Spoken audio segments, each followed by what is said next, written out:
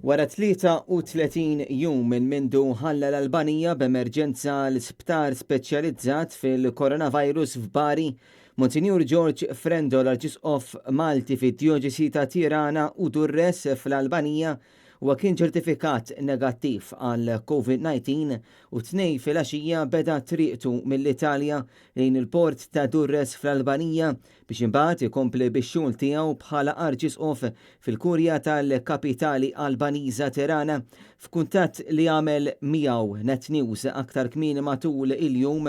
Il-Monsinjur Frendo għalina li minkejja li din ma kienitx għalih esperjenza sabiħa għax ilhom jaf aktar minn qatt qabel kemm kien f'kundizzjoni kritika, jinsab kuntent li fi ftit sigħat oħra jerġa' jingħaqad mal-merħla tiegħu fl-Albanija fejn żgur se jsib jistennew bosta familji foqra li jittependu ħafna mill-għajnuna tiegħu biex jgħixu jħallsu l-kera tal-abitazzjoni tagħhom u jgħinu lil uliedhom fl-edukazzjoni tagħhom.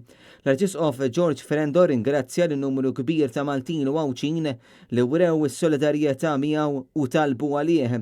Fost dawn semma b'mod partikolari l-Kardinal Mario Grech, l-Arċisqof Charles J. Xikluna u l-Isqof Joseph Gallia Kurmi.